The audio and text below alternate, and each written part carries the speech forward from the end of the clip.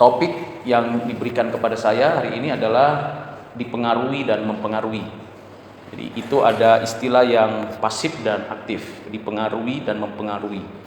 Berbicara dipengaruhi berarti ada sekelompok orang atau seseorang yang secara pasif menerima, melihat, memahami sesuatu, dan kemudian dari apa yang dia terima, apa yang dia lihat, apa yang dia perhatikan di dalam hubungannya dengan orang lain, dalam hubungannya dengan komunitas, orang tersebut akhirnya terdorong untuk melakukan sesuatu, entah yang benar atau yang salah, yang baik atau yang buruk. Itu yang pasif, jadi seseorang dipengaruhi. Tetapi kata yang selanjutnya adalah kata mempengaruhi, berarti orang itu atau sekelompok orang itu aktif memberikan pengaruh, memberikan informasi, memberikan contoh kepada orang lain atau sekelompok orang untuk dapat orang lain itu mengikuti dia. Jadi dia orang yang sungguh-sungguh memiliki satu keberanian, satu sikap untuk membawa orang kepada apa yang dia ketahui, dia kenal, dia mengerti, entah itu baik atau jahat, benar atau salah. Nah, bagaimana kita sebagai orang Kristen di dalam konteks keadaan kita sebagai orang yang ada di tengah-tengah dunia yang fana ini, dunia yang selalu memberontak kepada Allah dan melawan Tuhan dengan sengaja, maupun dunia yang selalu menampilkan dan menyajikan di dalam kesehariannya perbuatan-perbuatan yang tidak beres, yang tidak berkenan di hati Tuhan. Mazmur pasal 1 ayat 1 sampai 6 menjadi dasar, arah dan isi daripada topik tersebut, sehingga melalui ayat-ayat yang kita akan pikirkan, kita renungkan, ini mendapatkan pengertian yang mendasar di dalam hati kita sekalian. Mazmur 1 ayat 1 sampai 6, demikian firman Tuhan. Berbahagialah orang yang tidak berjalan menurut nasihat orang fasik, yang tidak berdiri di jalan orang berdosa, dan yang tidak duduk dalam kumpulan pencemooh, tetapi yang kesukaannya ialah Taurat Tuhan, dan yang merenungkan Taurat itu siang dan malam. Ia seperti pohon yang ditanam di tepi aliran air, yang menghasilkan buahnya pada musimnya, dan yang tidak layu daunnya, apa saja yang diperbuatnya berhasil. Bukan demikian orang fasik, mereka seperti sekam yang ditiupkan angin. Sebab itu orang fasik tidak akan tahan dalam penghakiman, begitu pula orang berdosa dalam perkumpulan orang benar. Sebab Tuhan mengenal jalan orang benar, tetapi jalan orang fasik menuju kebinasaan. Dari Mazmur ini kita menemukan ada dua kelompok manusia, atau dua kondisi manusia. Yang pertama yang disebut orang benar, yang kedua disebut orang fasik. Orang benar di dalam pemikiran Alkitab adalah orang yang dibenarkan oleh Allah karena kasih karunia, karena belas kasihan, diadopsi oleh Allah menjadi anaknya, menerima tuntunan dari Roh Kudus untuk menjadi pelaku firman. Ini orang benar. Jadi orang benar bukan karena perbuatannya, bukan karena amalnya, bukan karena jasanya disebut orang benar, tetapi karena memang Allah sendiri yang telah menetapkan orang tersebut, memanggil orang tersebut, membentuk orang tersebut menjadi orang benar karena belas kasihannya dan anugerahnya di dalam Kristus tentunya, kalau kita membaca dari perspektif perjanjian baru. Jadi dalam Mazmur ini pengertian orang benar adalah orang yang takut akan Tuhan, yang dekat dengan Tuhan, yang hidupnya bersandar kepada Tuhan, yang selalu berharap kepada Tuhan. Ini orang benar. Lalu yang kedua adalah orang fasik. Orang fasik ini di dalam konteks Alkitab menunjukkan bahwa orang ini beragama, orang ini bisa disebut orang yang memiliki keyakinan, kepercayaan kepada Tuhan, tetapi hidupnya, jalan-jalan yang dikerjakannya, bahkan seluruh pemikirannya bukan berasal dari kebenaran Tuhan, bukan dari apa yang Tuhan kehendaki. Nah, ini dua kelompok yang disajikan oleh pemazmur.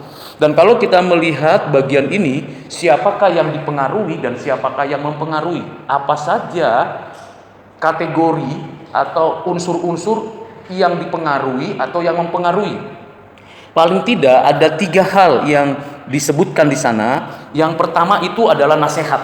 Nah, ini hal yang penting.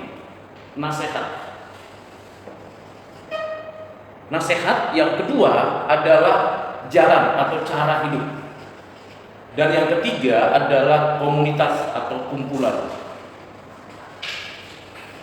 setiap kelompok itu mempunyai 3 kategori tersebut. Setiap kelompok ada nasihatnya, ada jalannya, ada komunitasnya. Maka siapa yang mempengaruhi dan siapa yang dipengaruhi? Kalau kita bicara nasihat, maka sesungguhnya ada kategori yang penting di dalam ajaran kebenaran Alkitab. Maka di sini ada pengetahuan, karena nasihat harus berdasarkan pengetahuan. Apa yang diketahui dan apa yang dimengerti. Tentu pengetahuan ini selalu dikaitkan dengan pengertian. Lalu yang kedua adalah pengalaman seseorang, pengalaman kelompok itu menjadi satu bagian daripada nasihat. Kemudian yang ketiga adalah intuisi.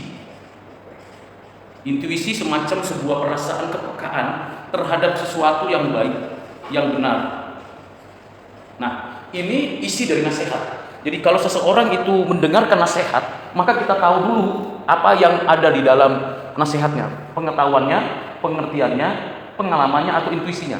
Kita uji apakah nasihatnya itu benar, apakah nasihatnya itu baik, apakah nasihatnya itu ada kesuciannya.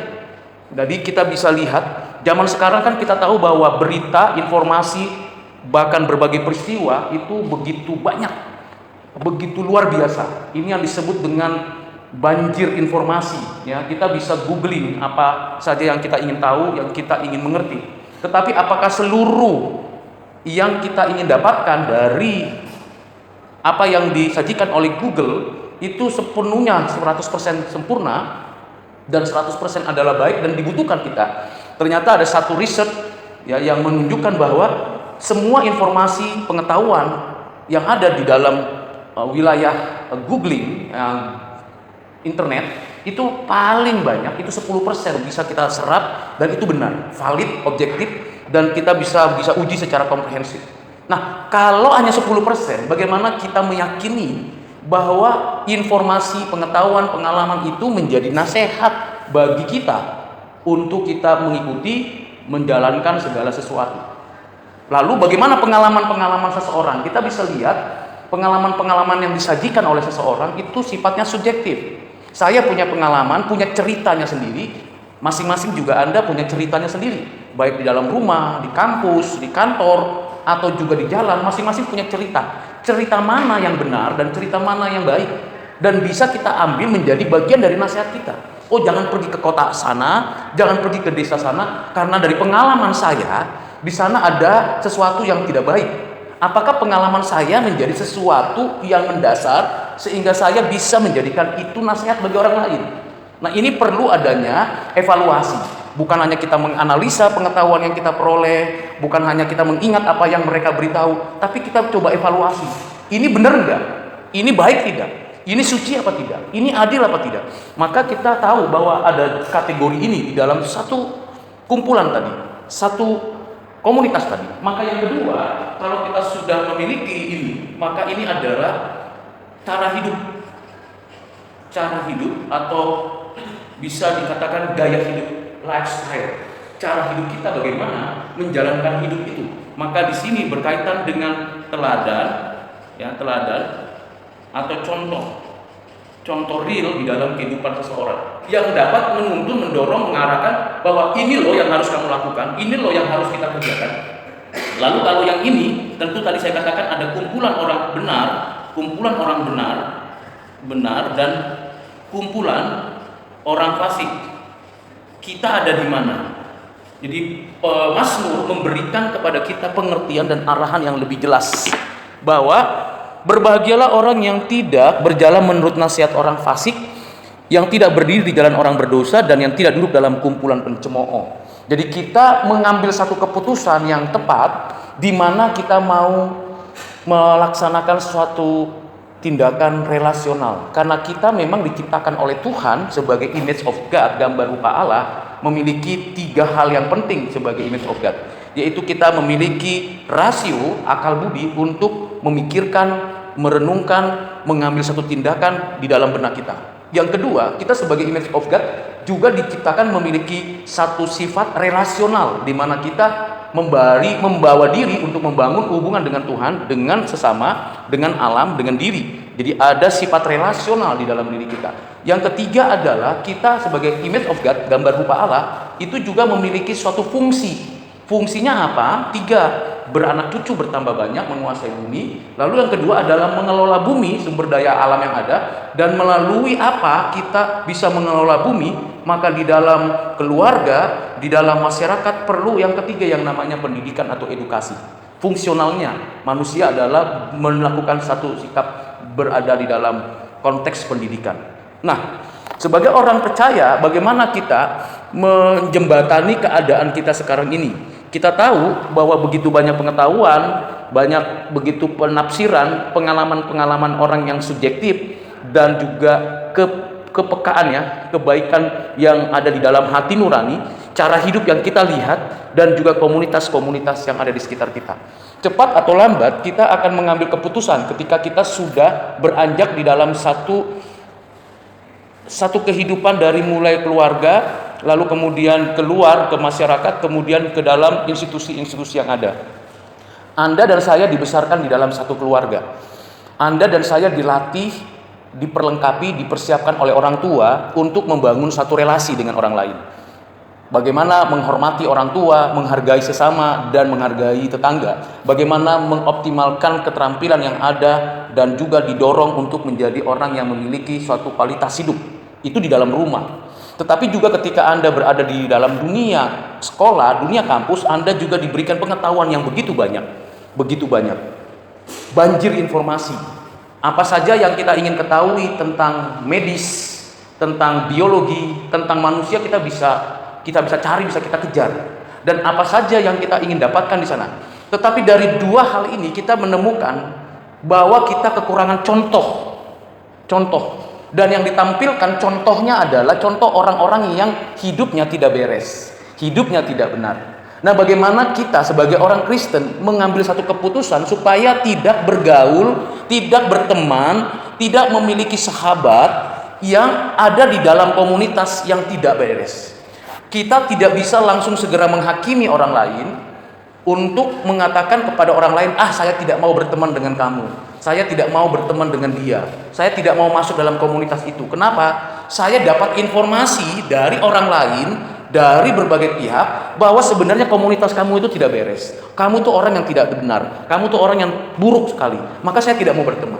Kita tidak boleh cepat-cepat mengambil satu keputusan, mengambil satu tindakan, menghindari pertemanan, atau cepat-cepat juga memulai sebuah pertemanan.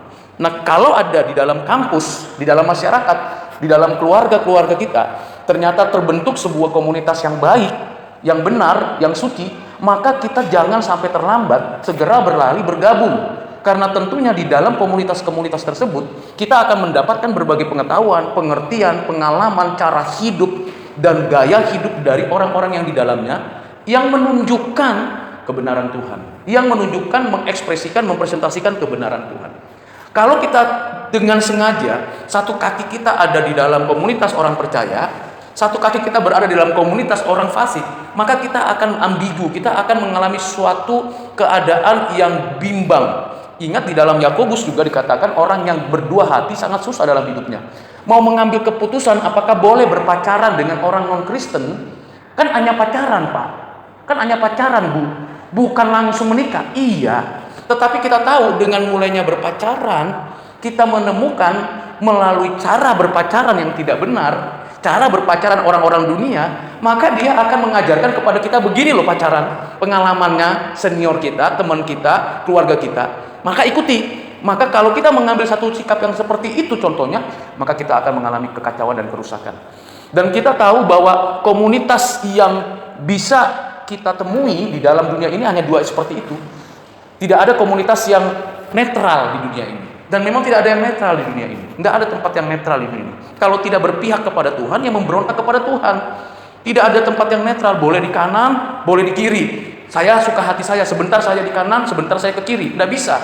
Karena apa? Kita harus punya suatu pendirian. Dan bagaimana itu bisa terjadi? Firman Tuhan mengatakan dimulai dengan firman Tuhan direnungkan siang dan malam. Ada satu relasi pribadi dengan Allah melalui firman. Relasi pribadi itu dibangun, diperlengkapi dibentuk di dalam diri kita oleh Roh Kudus. Ketika kita tahu bahwa Alkitab ini adalah diinspirasikan oleh Roh Kudus, ditulis oleh para penulis Alkitab selama kurun waktu 1500 tahun dengan satu kontinuitas yang baik dan prinsip-prinsip pengajaran yang benar, lalu kita mendapatkan cara hidup yang baik melalui firman. Kita merenungkannya itu menjadi dasar modal kita untuk melakukan suatu tindakan, yaitu bukan dipengaruhi oleh dunia dan keinginan daging, tetapi mempengaruhi dunia yang sudah tercemar. Kalau kita memang adalah garam, maka garam walaupun sedikit tapi mempengaruhi rasa daripada makanan yang ditaburkan garam. Walaupun terang itu hanya satu lampu, tetapi satu lampu itu dapat menerangi satu ruangan yang besar. Kenapa?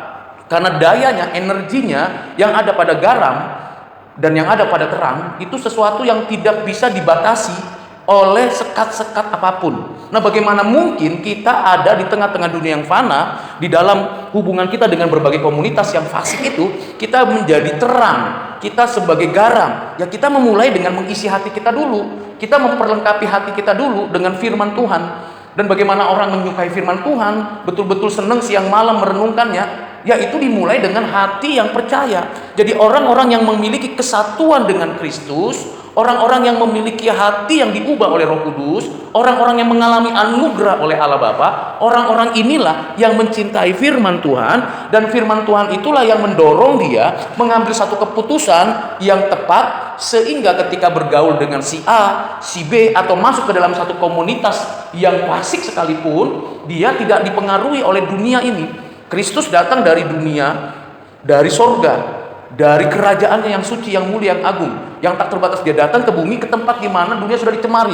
Kristus datang menjumpai orang-orang yang kotor. Zakius yang dibenci orang-orang Yahudi karena menjadi tukang pajak, dan juga para pelacur. Tapi ketika Kristus menjumpai mereka, ketika Kristus menghampiri mereka, menjamah mereka, Kristus tidak dipengaruhi oleh kenajisan, kecemaran mereka. Tetapi mereka yang dijumpai, dijamah, dipegang, dikuasai, itu ternyata mereka yang dipengaruhi oleh Kristus. Mereka yang akhirnya mengalami satu perubahan oleh karena kuasa yang bekerja pada diri Kristus. Sehingga orang-orang yang berjumpa dengan Kristus secara pribadi mengalami satu transformasi hidup, dan dia akan menjadi agen transformasi untuk mengubah zaman, mengubah masyarakat, mengubah keluarganya, dimulai dari dirinya. Demikian kita, kalau kita mau mempengaruhi orang lain dan tidak dipengaruhi oleh dunia, kita harus terlebih dulu memiliki kesadaran bahwa kita mengalami satu kehidupan yang baru oleh Roh Kudus. Kita ditransformasi oleh Roh Kudus melalui firman, karena firman-Mu adalah pelita bagi kakiku dan terang bagi jalanku. Dan firman Kristus itu adalah kebenaran yang memerdekakan. Pikiran kita itu diperbaharui. Roma pasal 12 ayat 2 mengatakan, janganlah kamu serupa dengan dunia ini, tetapi perbaharuilah hidupmu dengan akal budimu, dengan apa? Dengan kebenaran. Jadi kita harus memperbaharui kita. Pengetahuan kita mesti true knowledge. True knowledge. Jadi true knowledge berarti kita tahu bahwa yang kita tahu itu ngerti bener, bisa diuji, bisa dianalisis, bener loh. Jadi kita tidak menerima berita-berita bohong yang sering beredar di berbagai tempat, di berbagai media, cetak, elektronik, media sosial. Kita uji, bener enggak ini? Kalau enggak bener, stop dari kita untuk mentransfer ke tempat lain. Kalau bener, bagaimana kita mentransfernya? Kita mesti bijak menentukan apakah ini cocok untuk si A, si B, si C. Maka kita dengan bagian-bagian yang seperti itu, kita menjadi sebagai terang dan garam. Jadi saudara yang kasih dalam Kristus, di sini perintah Tuhan adalah dia orang yang suka merenungkan firman Tuhan. Dia dengan berani mengatakan tidak untuk setiap nasihat yang jahat, yang buruk, yang kotor, yang cemar. Berkata tidak untuk semua perkataan yang keluar dari mulut yang tidak beres. Betul-betul kita berani berkata, no, saya tidak mau. Saya tidak mau tiru cara hidupmu. Saya tidak mau ikuti apa yang kamu lakukan. Yang kedua, dia tidak mau ikuti jalan-jalan orang-orang yang fasik. Ayo kita nonton dulu film ini, cocok loh untuk latihan kita ngerti tubuh manusia. Maksudnya nonton film porno. Begitu, karena kita perlu tahu tubuh manusia bagaimana, maka dia nonton film porno supaya tahu loh tubuhnya manusia. Lalu dia nonton film porno, lalu dia menjalankan, ikut jalan-jalan, ini menjadi sesat, menyesatkan. Kenapa? Cara seperti itu adalah cara menarik kita dengan melihat kelemahan-kelemahan kita. Lalu dikatakan di sini yang tidak duduk dalam kumpulan pencemooh. Kita harus berani mengatakan tidak, lebih baik saya ikut komunitas persekutuan daripada saya duduk-duduk nongkrong di warung kopi sambil ngobrol yang tidak jelas. Kita harus punya keberanian. Bagaimana punya keberanian? Yaitu kita dengan sengaja memohon kekuatan dan pertolongan dari Roh Kudus, dengan sengaja berani mengambil satu sikap, saya tidak seperti itu. Tetapi kita bukan orang yang seperti orang yang tidak memiliki satu komunitas dan teman. Kita tidak mencurigai banyak orang. Kita tidak perlu menghindari orang lain. Kita boleh bergaul dengan siapa saja, berteman dengan siapa saja, silakan. Tetapi ketika kita bergaul, berteman dengan siapa saja tanpa curiga, sikap kita adalah mempengaruhi mereka. Mempengaruhi mereka. Bukan cepat-cepat langsung memberitakan Injil Yesus Kristus kepada orang lain seperti yang diperintahkan Tuhan Yesus, pergilah jadikanlah semua bangsa muridku, engkau adalah saksiku kalau Roh Kudus turun kepadamu. Benar, kita adalah saksi Kristus, kita harus memuridkan orang lain, tetapi kita juga harus menjadi teladan. Kalau kita di kampus, IPK kita ya harus tinggi. Minimum kita di kampus itu di dalam kelas, di dalam proses belajar, kita punya kapasitas yang baik di dalam menyampaikan sebuah pendapat, penjelasan-penjelasan dari setiap mata kuliah. Nilai kita minimum A- misalnya, minimum A-.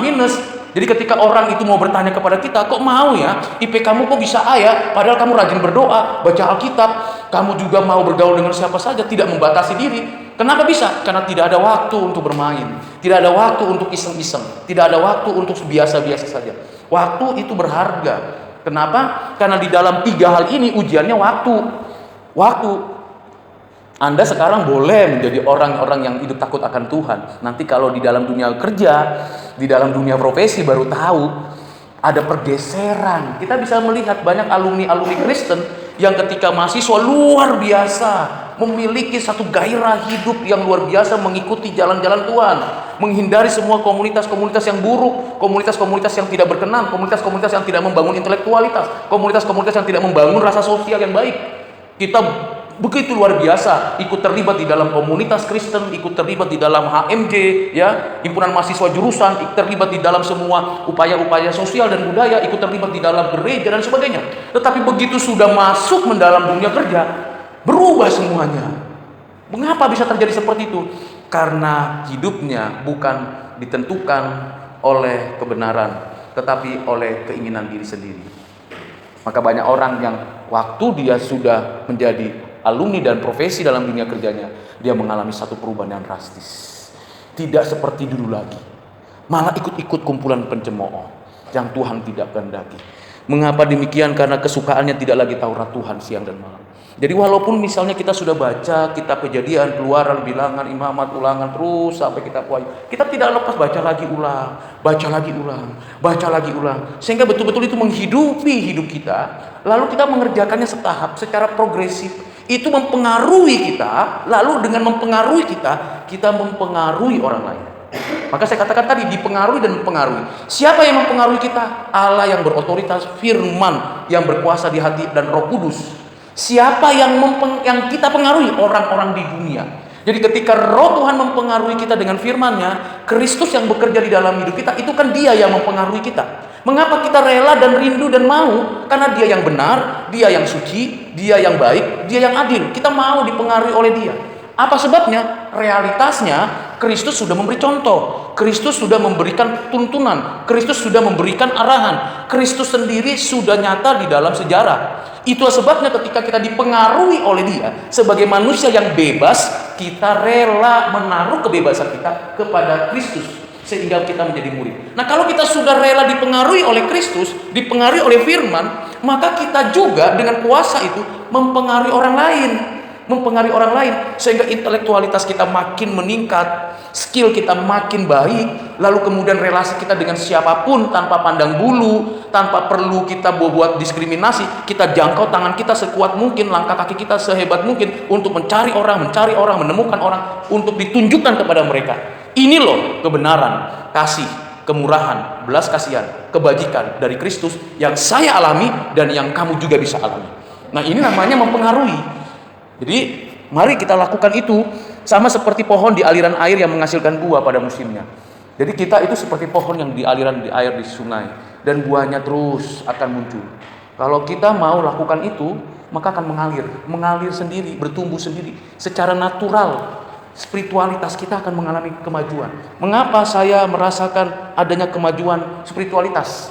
Karena cinta firman, karena bertahap melakukan firman. Bukan karena kehebatan kita. Ketika kita melakukan firman, menasihati orang dengan firman Tuhan, tak perlu bawa-bawa ayat Alkitab ya.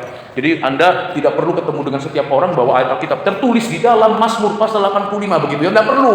Itu namanya kamu nanti akan cari penyakit, ya kan? Tapi karena tiap hari kamu mengisi hatimu dengan firman, maka ketika kita bicara sama orang lain, otomatis kata-kata dan kalimat kita itu langsung di dalamnya ada kebenaran. Kenapa? Kita sudah mengatakannya, kita sudah berbicarakannya di dalam hati kita. Maka lebih baik pagi-pagi benar Anda datang kepada Tuhan, baca firman, baca dengan bersuara, ulangi lagi, ingat lagi. Entah itu 1-2 ayat, 3 atau 4 ayat, baca ulangi. Sambil Anda meresapi, itu nggak butuh waktu yang lama, paling lama setengah jam. Lalu mulai lagi besok lagi. Dengan kita melakukan itu, maka kita punya power nih, punya energi nih. Energi apa? Energi yang mempengaruhi orang lain. Ketemu dengan dosen, ketemu dengan pimpinan, ketemu dengan teman, ketemu dengan kakak, ketemu dengan orang tua, ketemu dengan adik, ketemu dengan tukang parkir, ketemu dengan siapapun, dengan sikap dan perkataan yang berasal dari firman. Kita akan menghasilkan buah pada musimnya. Dan orang akan lihat, betul, kita adalah anak-anak Tuhan, komunitas orang benar, bukan komunitas orang fasik. Dan apa yang kita kerjakan akan berhasil karena yang mengerjakan itu Tuhan di dalam hidup kita. Kalau Tuhan yang mengerjakan di dalam hidup kita, itu pasti berhasil. Pergaulan kita tidak perlu kita takuti. Kalau kita bergaul, nonton, terus baca yang tidak beres, bukan kebenaran Allah yang kita baca, bukan buku-buku ilmu pengetahuan yang kita baca, hal-hal yang najis, yang cemar. Kemudian kita tidak menonton film ataupun video yang memiliki pengertian yang mendalam, yang merekonstruksi pikiran kita, yang memberikan arah kepada hidup kita, lalu kita akan rusak. Dan ketahuilah, hanya mereka yang memiliki hati di dalam kebenaran itulah yang bisa saling peduli. Jangan berharap di komunitas lain itu punya kepedulian, yang ada adalah kepentingan. Orang-orang yang fasik itu yang ada adalah kepentingan, bukan kepedulian. Yang ada adalah, saya menguntungkan diri saya, maka saya beri ini, saya tolong ini, saya berikan sesuatu. Satu ketika nanti saya mengalami, saya juga akan dapat feedbacknya, dapat benefitnya, dapat untungnya. Jawabannya tidak. Orang percaya yang dalam komunitas, ketika kita memberi, kita mempedulikan orang lain, kita memperhatikan yang sakit, kita memperhatikan yang lemah, kita memperhatikan yang kurang. Kita tidak cari untung di situ. Kita sedang menyaksikan kasih Kristus di sana. Dan kita tahu itu berdampak kepada orang lain. Jadi ketika saya mengunjungi rumah sakit, untuk mengunjungi orang-orang yang sakit yang tidak saya kenal, saya tahu kehadiran saya yang 5 menit, 10 menit itu tidak langsung serta-merta membuat orang sakit itu sembuh. Karena saya bukan dokter dan saya juga bukan orang yang bisa menyembuhkan dengan kekuatan yang luar biasa. Tetapi kehadiran saya mendengar keluh kesah pasien, memperhatikan dia perlu diperhatikan, itu membuat dia semangat. Karena prinsip Alkitab, hati yang gembira adalah obat. Jadi kita datang kunjungan, berdoa, menyaksikan cinta kasih Tuhan ke setiap pasien. Dan itu mendorong kita untuk bergairah. Nah, itu mempengaruhi secara langsung, ada sentuhan kasih di sana. Maka mari kita berjuang untuk itu, supaya apa? Supaya kita betul-betul kuat. Dan persekutuan ini harus kuat, kumpulan ini harus kuat. Dan orang-orang yang dari fasik tidak akan mungkin masuk ke sini. Jadi jangan berharap banyak, hai kawanan kecil, bahwa persekutuan itu akan banyak orang. Murid Yesus hanya 12. Yang dengar Yesus ada 5.000, ada 4.000 untuk cari makan, untuk dapatkan roti. Tetapi yang untuk dengar murid menjadi murid itu hanya 12. Dari 12, satu menjual, mengkhianati, satu mengatakan tidak, saya nggak kenal. Jadi dari kawanan kecil sendiri, walaupun sudah 3,5 tahun bersama dalam komunitas, ternyata ada pengkhianat, ada penjual gurunya. Padahal yang dengar Yesus di khotbah bukit banyak, yang dapat rezeki dari Tuhan Yesus, dapatkan roti dan ikan 5.000 dan 4.000. Yang mencicipi anggur yang diberikan Tuhan itu banyak, dan yang sembuh dari Tuhan Yesus banyak. Tapi yang jadi murid berapa? Sedikit. Mengapa bisa demikian? Karena memang komunitas orang benar itu sangat susah dimasuki oleh orang-orang fasik. Ini ayat Alkitab. Sebab orang fasik tidak akan tahan dalam penghakiman, begitu orang berdosa dalam pengkumpulan orang benar. Nggak mungkin dia duduk manis dengar firman Tuhan, orang-orang fasik. Karena apa? Cahaya firman, terang kuasa itu, garam itu akan mengawetkan, memberikan rasa dan mempengaruhi. Kalau nggak bagus kebuang. Kalau terang itu akan memberikan penjelasan, oh ini gelap, oh ini warnanya ini, di dalam terang. Maka kita berani. Mari kita menjadi orang-orang Kristen yang dipengaruhi oleh Kristus terus-menerus dengan firman-Nya, dan mempengaruhi orang lain dengan segala kebenarannya. Mari kita berdoa sekali lagi.